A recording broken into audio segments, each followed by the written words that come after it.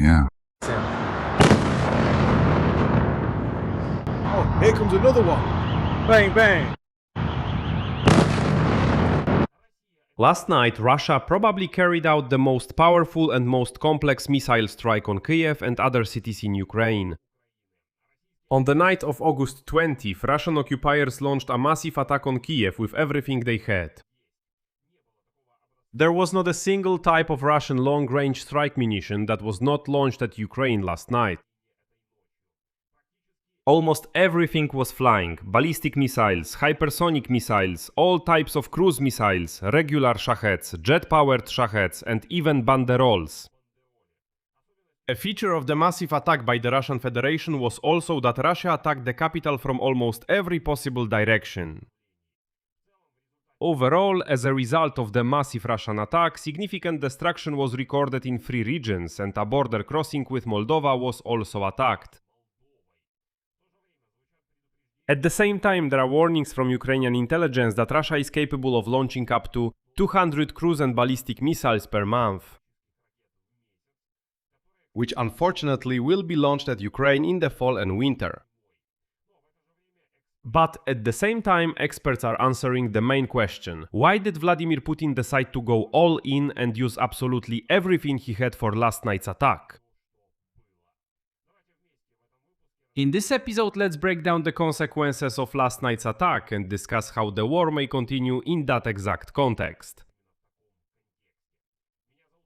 My name is Alexei Peci. Let's discuss this topic together. But before we start, I ask you to subscribe to this YouTube channel, like the episode, and leave any comment you like.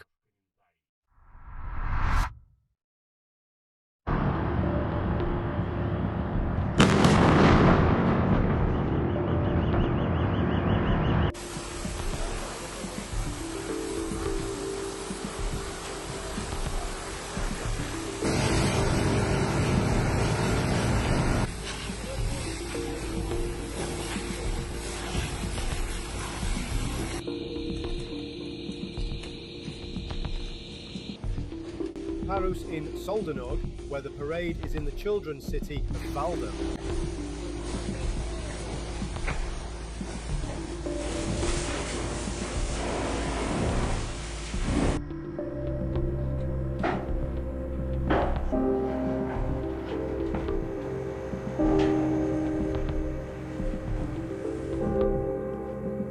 Parus.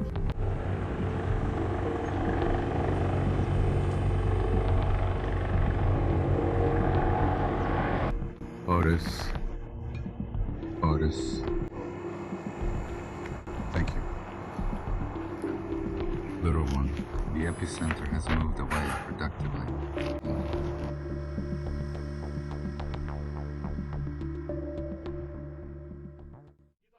So, on the night of August 20th, wild, unwashed Russia broke loose and carried out a combined attack with ballistic missiles, cruise missiles, and drones on Kyiv and the region. In the capital of Ukraine and in Brovary there are deaths and dozens injured, with residential buildings, warehouses and critical infrastructure facilities damaged. Odessa was also hit and there were strikes in Kharkiv as well, but let's go through everything step by step.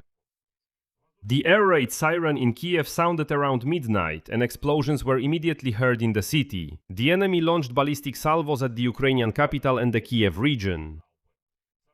Later, caliber missiles flew into Kyiv from the south, and after 3 in the morning, several groups of cruise missiles followed. According to monitoring channel, the missiles maneuvered, flying through the Sumy, Kharkiv, Poltava, Cherkasy and Chernihiv regions toward the capital. In addition to missiles, drones were also detected in Ukraine's airspace. In particular, in the morning, air defense systems in Kyiv were once again working against drones. And overall, the air raid alert in the capital lasted for almost 9 hours. Then there was a pause, and then, unfortunately, there was another alert, because at the time of recording this episode, it was already about 4 p.m. Kyiv time. Explosions were heard again in Kyiv from the downing of a drone, because it's flying again. Drones flew over the Ukrainian capital. According to the Ukrainian Air Force, on the night of August 20, Russia launched against Ukraine. And now, attention, ballistic missiles Onyx, Zircon and Iskander-M and S-400, 36 cruise missiles KH-101, Iskander-K and their variants, 598 caliber missiles, 2 banderol munitions, and 168 strike drones, including Shahed drones. The main direction of the strike was precisely the Kyiv region. Air defense shot down or suppressed 31 cruise missiles, 8 caliber missiles, 2 banderol munitions, and 145 drones. Hits were recorded at 28 locations, and debris fell at 2 more. For Kyiv, the attack was unfortunately deadly. According to the latest data, 15 people were killed and 34 were injured. Tomorrow, August 21, has been declared a day of mourning in the capital. In the Sviatoshinsky district of the capital, a hit was recorded on the territory of an industrial facility, as well as fires in warehouse buildings covering 500 and 1,000 square meters respectively. In the Solomiansky district, the 8th and 9th floors of a 9-story residential building were destroyed. Fires broke out in residential buildings and a school shelter, and people were trapped. In Vedarnetsky district, there was a hit on the territory of a non-residential facility. A fire broke out in warehouse premises and in a parking lot, covering an area of about 1,000 square meters. I Brovary as a result of a strike on an industrial infrastructure facility. Social media also reports a large fire in Boryspil at the site where debris fell. According to local authority, as a result of the attack in the Boryspil district, 14 private houses were damaged. 4 warehouse buildings, a gas station, an apartment building, and 8 cars.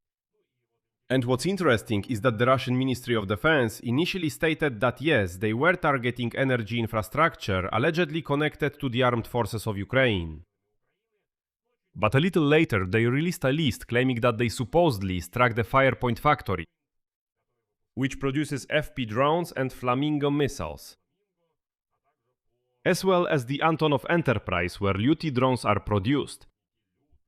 Well, basically they justified this attack on Kyiv by claiming that they supposedly destroyed the production of exactly those drones and missiles that are now flying towards Russia.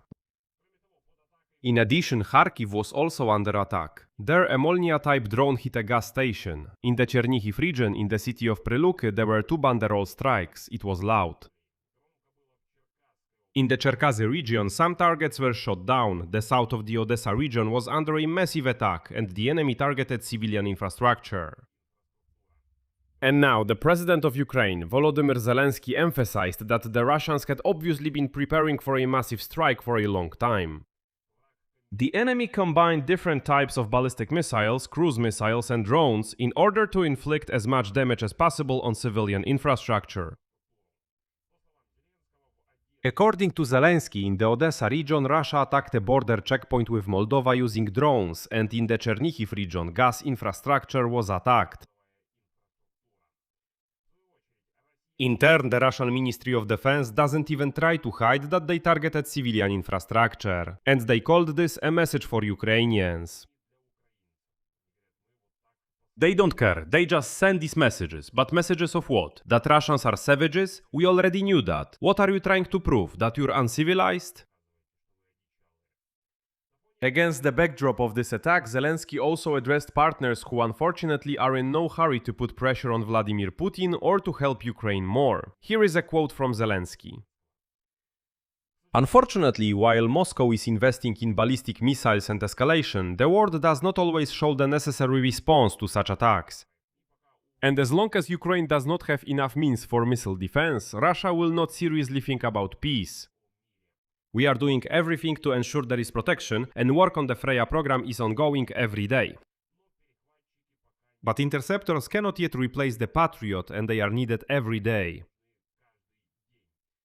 Every additional Patriot missile saves the lives of our people. I thank everyone who understands this, seeks and finds opportunities to help. At the same time, the main intelligence directorate of the Ministry of Defense of Ukraine warns that Russia has stockpiles of hundreds of ballistic and cruise missiles of various types in its warehouses.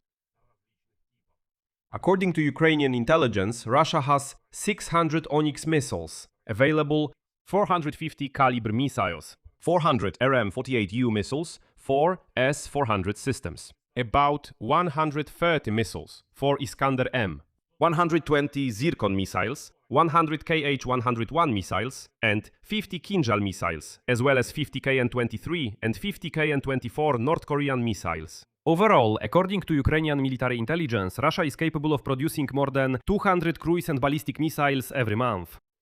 That is why Ukraine critically needs air defense missiles.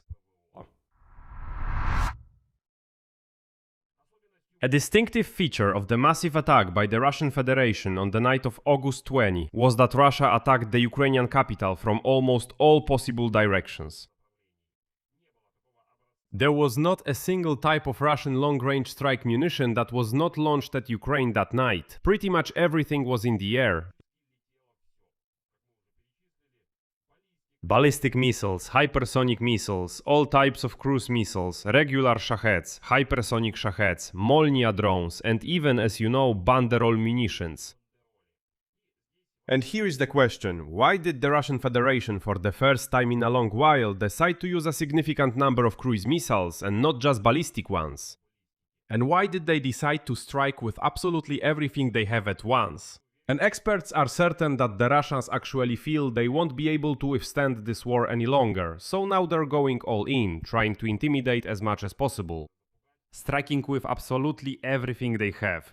And everything they have is really being launched at Ukraine, and there are already predictions that the Russian economy won't be able to sustain the war much longer, although we shouldn't have any illusions about this either. Because, according to Bloomberg, there was a study yesterday that at the current rate of decline of the Russian economy, the Russians can keep fighting for another year.